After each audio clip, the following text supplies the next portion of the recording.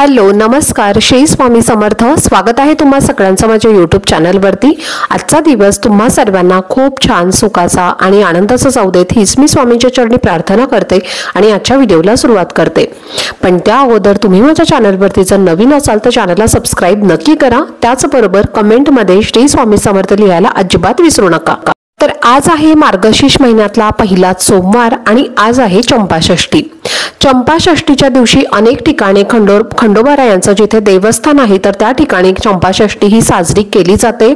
तर मार्गशीर्ष महिन्यातील शुक्ल पक्षातील जी षष्ठी असते तर ती चंपाषष्ठी म्हणून ओळखली जाते आणि या दिवशी खंडोबारायांची विशेष पूजा केली जाते।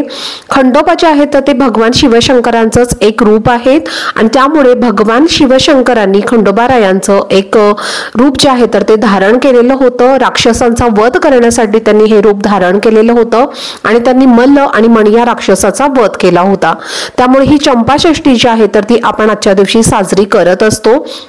तर बघा आपल्या घरामध्ये आज आपल्याला संध्याकाळी असा एक दिवा लावायचा आहे आणि हा दिवा लावल्यामुळे आपल्या घरामध्ये जे काही दोष असतील, वास्तुदोष असेल, पितृदोष असेल, जी काही नकारात्मकता असेल किंवा इतर कोणत्याही प्रकारच्या ज्या अडचणी असतील, संकट असतील, वादविवाद असतील, कलह असतील, भांडणं असतील, नवरा बायकोमध्ये भांडणं असतील किंवा मुलांची आणि वडिलांची भांडणं असतील, तर अशा प्रकारचे जे काही सर्व दोष आहेत तर ते सर्व दूर करण्यासाठी आपल्याला एक दिवा लावायचा आहे।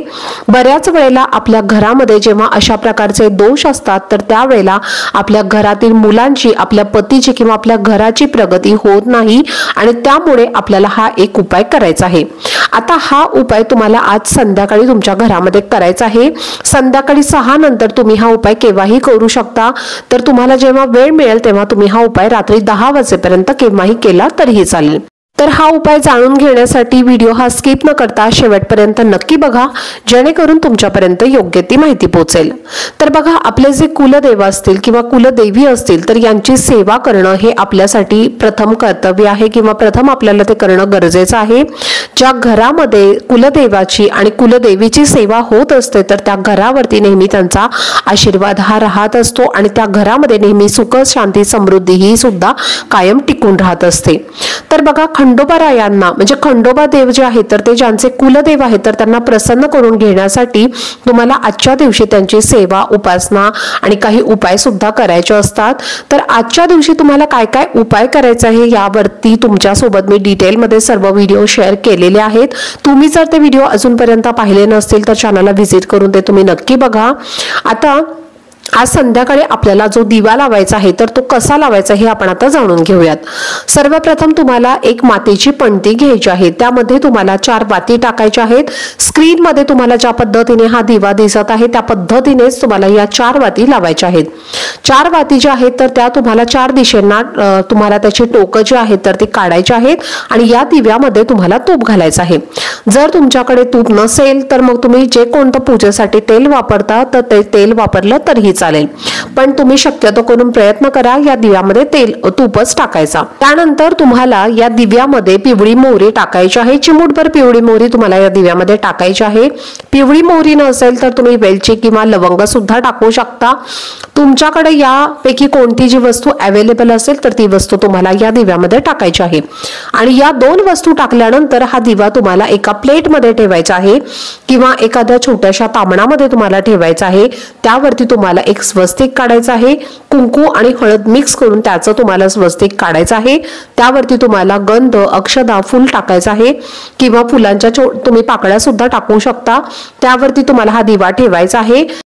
त्याचबरोबर तुम्ही हा दिवा सजवू सुद्धा शकता, कारण माता लक्ष्मीच्या आगमनासाठी किंवा माता लक्ष्मीने आपल्या घरामध्ये प्रवेश करावा यासाठी आपण हा जो दिवा आहे तर तो तयार करणार आहोत आणि त्यामुळे तुम्हाला दिव्याला थोडंसं अत्तर सुद्धा तुम्ही लावू शकता।